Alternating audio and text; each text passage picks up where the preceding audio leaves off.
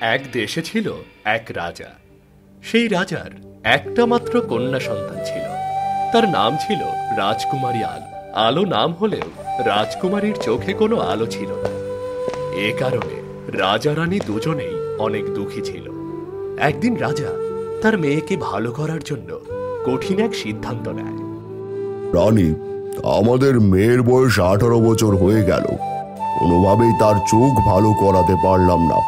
তাই আমি সিদ্ধান্ত নিয়েছি, আমার পূর্বপুরুষদের রেখে যাওয়া সেই জাদুর বই এনে আমি রাজকুমারীর চোখের আলো ফেরাবো। কিন্তু মহারাজ, সেই জাদুর বই আনতে হলে তো আপনাকে 7 সমুদ্র পাড়ি দিয়ে সেই আশ্চর্য গুহায় যেতে হবে। আর সেখানে সেই বই পাহারা দিচ্ছে ভয়ঙ্কর সব ভূতেরা। আর ওই ভূতেরা যদি আপনাকে না চিনতে পারে তাহলে তো আপনাকে মেরে ফেলবে। যা হবার হবে, কিন্তু আমি আর আমার মেয়ের এত কষ্ট দেখতে পারবো না। আমি যাব সেখানে। কিন্তু আমার খুব ভয় করছে, আপনার যদি কিছু হয়ে যায়। ভয় পেও না রানী, আমার কিচ্ছু হবে না। আমি মন্ত্রীকে রেখে যাব, আর আমার সাথে সাধু বাবাকে নিয়ে যাব। সাধু বাবা আমার খেয়াল রাখবে, আর আমি ফিরে আসা না পর্যন্ত মন্ত্রী রাজ্য পরিচালনা করবে। ঠিক আছে মহারাজ, আপনি যা ভালো মনে করেন তাই করেন। বাবা, সেই জাদুর বই আনলে কি আমি চোখে দেখতে পাবো? হ্যাঁ মা, সেই জাদুর বই আনলে তুমি চোখে দেখতে পাবে। ঠিক আছে, আমি আপনার জন্য প্রার্থনা করব যাতে আপনি ভালোভাবে ফিরে আসতে পারেন। ঠিক আছে মা, তুমি আমার জন্য প্রার্থনা করো, তাহলে আমি খুব তাড়াতাড়ি ফিরে আসব।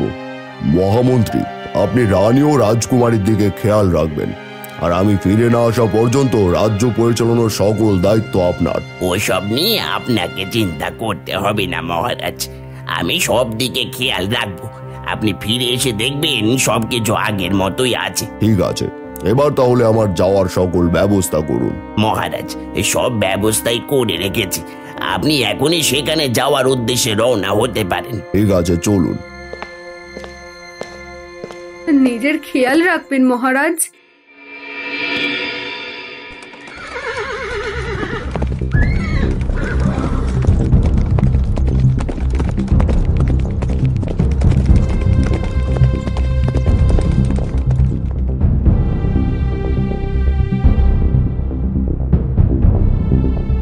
মহারাজ যেখানে গেছে সেখান থেকে দরে ফিরে আসতে পারবে না। এই সিংহাসন যে করি হোক আমার করতেই হবে। এবার আমাকে এমন ভাবে সবকিছু করতে হবে যাতে এই সিংহাসন চিরদিনের জন্য আমার হয়ে যায়।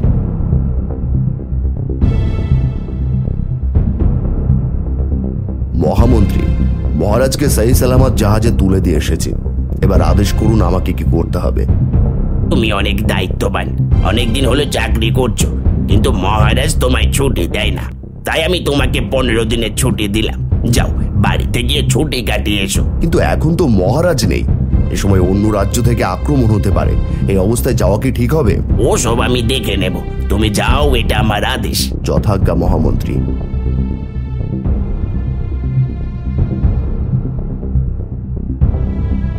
এই রাজমহলের সব কিছু আমি নতুন করে সাজাবো, যাতে করে পরবর্তীতে কেউ আমার বিপক্ষে বিরোধিতা না করতে পারে।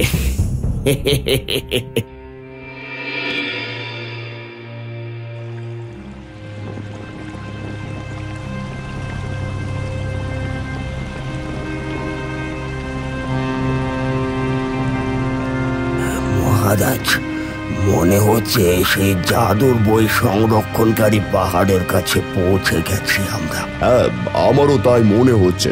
এবার সেখানে গিয়ে জাদুর বইটা সংগ্রহ করতে হবে।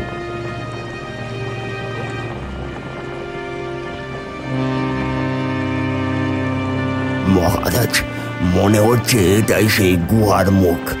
আমাদের এখান দিয়ে প্রবেশ করতে হবে। তাহলে আর দেরি কিসের, তাড়াতাড়ি ভেতরে চলুন। হ্যাঁ, কিন্তু আপনি সদা সর্বদা নিজের জ্ঞানকে সচল রাখবেন। ঠিক আছে, চলুন।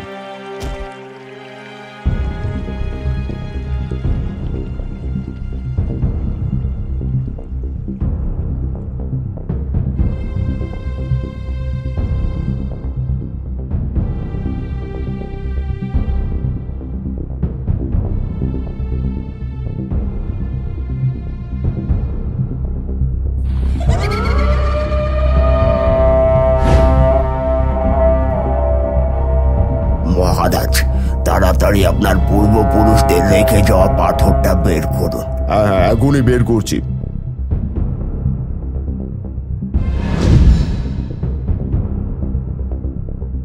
মহারাজ, তাড়াতাড়ি ওই বই নিয়ে আমাদের এখান থেকে চলে যেতে হবে। ঠিক আছে, আমি এখনই বইটা নিচ্ছি।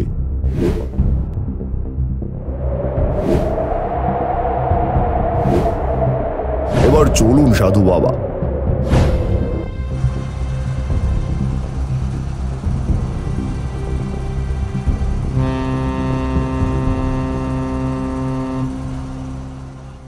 তার কয়েকদিন পর রাজার আসার সময় হয়ে যায়। তখন এক সেনা এসে মন্ত্রীকে খবর দেয় রাজার জাহাজ খুব তাড়াতাড়ি বন্দরে ফিরবে। তখন মন্ত্রী রানী ও রাজকুমারীকে নিয়ে সাগর পাড়ে গিয়ে রাজার জন্য অপেক্ষা করতে থাকে। কিছুক্ষণ পর রাজার জাহাজ বন্দরে এসে পৌঁছায়। মহারাজ, আপনি এসেছেন? আপনি ঠিক আছেন তো? হ্যাঁ, আমি ঠিক আছি। আর এই যে দেখো, সাথে করে সেই জাদুর বইও এনেছি। এবার আমার মেয়ের চোখ ভালো হয়ে যাবে। মহারাজ, এবার ওই জাদুর বই থেকে মন্ত্র পাঠ করে রাজকুমারের চোখ ভালো করে দিন। ঠিক আছে বাবা, আমি এখনই বই খুলে মন্ত্রপাঠ শুরু করছি।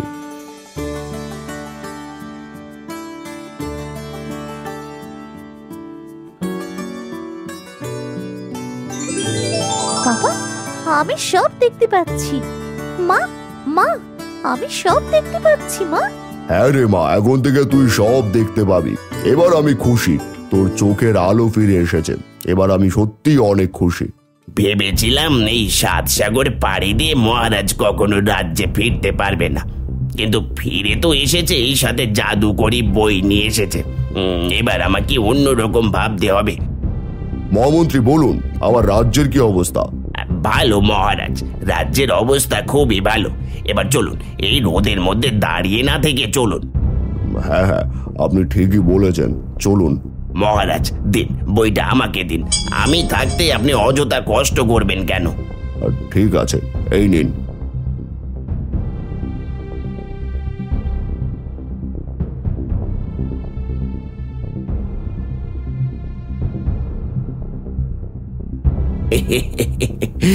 এই জাদুর বই এবার আমার হয়ে গেছে। এবার আমাকে রাজা হওয়া থেকে কেউ আর আটকাতে পারবে না। এই বই থেকে এমন মন্ত্র পাঠ করেছি, এখন থেকে আমি যা বলবো এখানকার সবাই তাই করবে। এবার রাজা নিজে মুখে আমাকে রাজ্যের রাজা ঘোষণা করবে।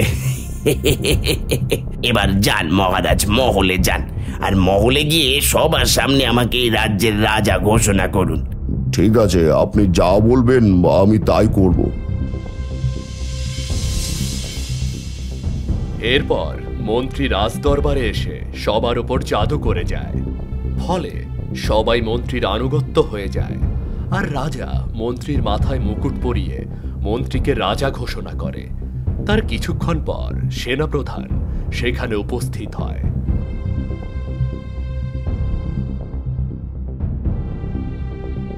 এ কি, আপনি মহারাজের সিংহাসনে আর মহারাজ আপনার পাশে দাঁড়িয়ে?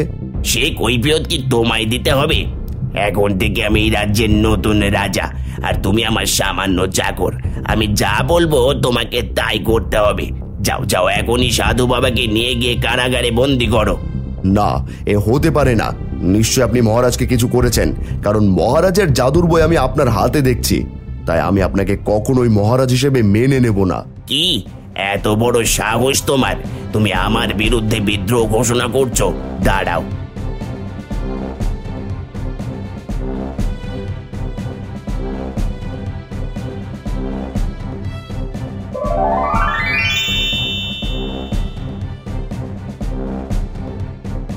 আমার বিরুদ্ধে যে বিদ্রোহ ঘোষণা করবে তার অবস্থা এমনই হবে। এভাবে অনেক দিন কেটে যায়। মন্ত্রী, রাজা রানী, সাধু ও রাজকুমারীকে রাজকারাগারে বন্দি করে রাখে। কিন্তু মন্ত্রী ওই জাদুর বই থেকে যে জাদু একবার ব্যবহার করত, সেই জাদু ওই বই থেকে মুছে যেত, যার ফলে ওই বইয়ের সব জাদু আস্তে আস্তে ফুরিয়ে যেতে থাকে। তখন মন্ত্রী চিন্তায় পড়ে যায়। মন্ত্রী ওই জাদুর বইয়ের ক্ষমতা ফেরানোর জন্য সাধু বাবার কাছে যায়। এই বুড়ো সাধু বল, এই বইয়ের জাদু যে একবার ব্যবহার করা হচ্ছে তা বই থেকে কেন মুছে যাচ্ছে? এই বইটা এমন ভাবেই তৈরি করা হয়েছে, এই বইয়ে এমন কালি রয়েছে যা একবার ব্যবহার করলে তা মুছে যাবে। তাহলে এটা বল, এই বইয়ের জাদু ফেরাতে আমাকে কি করতে হবে? এই বইয়ের জাদু ফেরাতে দরকার পাতালপুরীতে লুকানো হাজারো ফুল দিয়ে তৈরি জাদুর কালি আর পাখির রাজ্যের জাদুর পালক। এই দুটো জোগাড় করলে সেই জাদুর পালক এমনিতেই সব মুছে যাওয়া লেখা আবার নতুন করে লিখে দেবে। কিন্তু সেখানে যাব কিভাবে? জঙ্গলের মধ্যে একটা গুপ্ত কূপ আছে, সেটাই পাতালপুরী যাওয়ার রাস্তা। সেখান দিয়ে পাতালপুরীতে যেতে হবে, তারপর সেখান থেকে কালি জোগাড় করে যেতে হবে মেঘের ওপরের ওই পাহাড়ে। সেখানে পাখির রাজ্য থেকে জাদুর পালক আনতে হবে। না, আমার পক্ষে সেখানে যাওয়া সম্ভব নয়। এই বইয়ের অনেক জাদু আমি ব্যবহার করে ফেলেছি, আর কিছু জাদু বাকি আছে। এবার আমাকে অন্য ব্যবস্থা করতে হবে। একদিন মন্ত্রী রাজসিংহাসনে বসে আছে। এমন সময় সেনাপ্রধানের ছোট ভাই সুনীল এসে রাজদরবারে হাজির হয়। কে তুমি? কি চাই? কেন এসেছো এই রাজদরবারে? মহারাজ, আমার বড় ভাই এই রাজ্যের সেনাপতি, আমি তার সঙ্গে দেখা করার জন্য এসেছি। সেনাপ্রধান তোমার ভাই? তা কোন সেনাপ্রধান তোমার ভাইয়ের নাম বলো? আমার ভাইয়ের নাম বীর বিক্রম। বীর বিক্রমকে তো আমি পাখি বানিয়ে দিয়েছি, এখন তোর সঙ্গে দেখা করাতেও পারবো না। এবার একে দিয়ে জাদুর কালি আর জাদুর পালকের ব্যবস্থা করব। শোনো, তোমার ভাই একজন রাষ্ট্রদ্রোহী, তাই তাকে কারাগারে বন্দী করা হয়েছে। না, আমার ভাই রাষ্ট্রদ্রোহী হতে পারে না। আমার ভাই একজন খাঁটি দেশপ্রেমিক। আপনি আমার ভাইকে ক্ষমা করে মুক্ত করে দিন। ঠিক আছে, আমি তোমার ভাইকে মুক্ত করে দিতে পারি, কিন্তু একটা শর্ত আছে। তুমি যদি সেই শর্তে রাজি থাকো তাহলে আমি তোমার ভাইকে মুক্ত করে দেব। হ্যাঁ, আমি আমার ভাইকে মুক্ত করার জন্য সবকিছু করতে পারি। আপনি বলুন আমাকে কি করতে হবে? বেশি কিছু না, পাতালপুরী থেকে জাদুর কালি আর পাখির পাহাড় থেকে জাদুর পালক এনে দিতে হবে।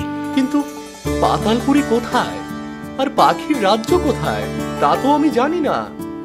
গভীর জঙ্গলের মধ্যে তুমি একটা কূপ খুঁজে পাবে, সেটাই পাতালপুর যাওয়ার রাস্তা। আর উত্তরে সাগর পেরিয়ে একটা বড় পাহাড় পাবে, সেই পাহাড়ের ওপরে পাখির রাজ্য। ঠিক আছে, আমি যাব সেখানে, আর আপনাকে সেখান থেকে সবকিছু এনে দেব, কিন্তু আমার ভাইকে মুক্ত করে দিতে হবে।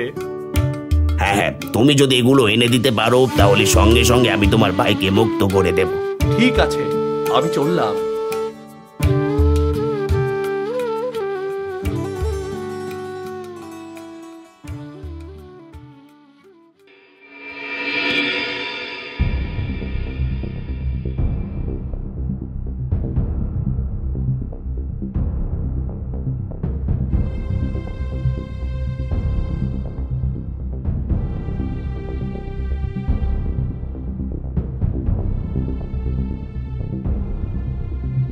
কোথায় যাস? কোথায় যাস মানে? আর তুমি পাখি হয়ে কথা বলছো? আমি কোনো পাখি না, আমি তোর বড় ভাই বীর বিক্রম। কি? তুমি আমার বড় ভাই? কিন্তু তুমি পাখি হলে কিভাবে? রাজা তো বলল তোমাকে সে কারাগারে বন্দি করে রেখেছে। না, সে কোনো রাজা না, সেই রাজ্যের মন্ত্রী ছিল। মহারাজের জাদুর বই চুরি করে মহারাজকে বশীভূত করে রেখেছে। আমি তাকে রাজা বলে মানিনি, সেই জন্য আমাকে পাখি বানিয়ে দিয়েছে। তাহলে মন্ত্রী জাদুর কালি আর জাদুর পালক আমাকে দিয়ে আনতে দিল কেন? কারণ ওই জাদুর বইয়ের জাদু একবার ব্যবহার করলে সে জাদু মুছে যায়। মন্ত্রী ইতিমধ্যে সব জাদু ব্যবহার করে ফেলেছে, যার কারণে ওই বইয়ের সব জাদু মুছে গেছে। এখন ওই জাদুর বইয়ের জাদু ফেরাতে হলে সেই জাদুর কালি আর জাদুর পালক দরকার। এই জন্য মন্ত্রী তোকে টোপ হিসেবে ব্যবহার করেছে। তাহলে এখন আমি তোমাকে মুক্ত করব কি করে? শুধু আমাকে মুক্ত করলে চলবে না, সাথে মহারাজ, রানী, রাজকুমারী সবাইকে মুক্ত করতে হবে। এখন সবাই মন্ত্রীর জাদুতে বশীভূত হয়ে আছে। মন্ত্রী পরিকল্পনা করছে সে সামনের সপ্তাহে রাজকুমারীকে বিয়ে করবে, তাই যা করার তার আগেই করতে হবে। তাহলে এবার আমি কি করব? আর কিভাবে তোমাদেরকে ওই মন্ত্রীর হাত থেকে মুক্ত করব? মন্ত্রীর হাত থেকে সবাইকে মুক্ত করতে চাইলে ওই জাদুর বই আগুনে পুড়িয়ে ফেলতে হবে। তাহলে সবাই মন্ত্রীর জাদু থেকে মুক্ত হয়ে আসবে, আর আমিও আমার আগের রূপে ফিরে আসব। বুঝতে পেরেছি আমাকে এখন কি করতে হবে। তুমি কোনো চিন্তা করো না ভাইয়া, আমি তোমাদের মুক্ত করেই ছাড়ব, আর ওই মন্ত্রীকে উচিত শিক্ষা দেব।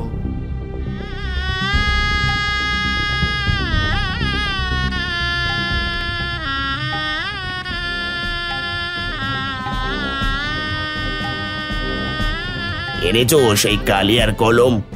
হ্যাঁ মহারাজ, এনেছি, কিন্তু এগুলোর চাইতে আপনার এখন রাজকুমারীকে মালা পরানো বেশি জরুরি।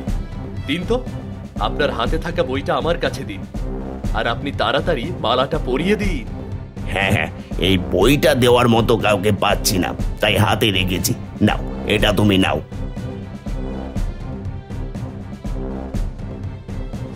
তুই এটা কি করলি? যা করেছি ঠিক করেছি।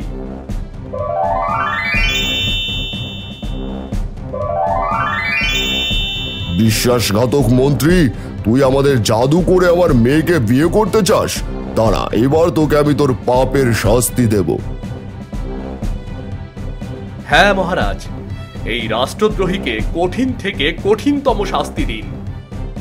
আমাকে ক্ষমা করে দিন মহারাজ, আমার ভুল হয়ে গেছে, আমাকে মাফ করে দিন। না মহারাজ, এই বিশ্বাসঘাতককে কখনো ক্ষমা করবেন না। হ্যাঁ, তাকে তো শাস্তি দেবই, কিন্তু তুমি কে? তোমাকে তো চিনলাম না। মহারাজ, আমি আপনার রাজ্যের প্রধান সেনাপতি বীর বিক্রমের ছোট ভাই সুনীল। তোমার সাহসিকতার বুদ্ধিমত্তার কারণে আজ আমরা এই দুষ্টু মন্ত্রীর হাত থেকে মুক্তি পেয়েছি, সেই সাথে রাজকুমারী তার নতুন জীবন ফিরে পেয়েছে। এবার আমি তোমাকে বড় পুরস্কারে পুরস্কৃত করব। এরপর রাজা খুশি হয়ে রাজকন্যাকে সুনীলের হাতে তুলে দেয়।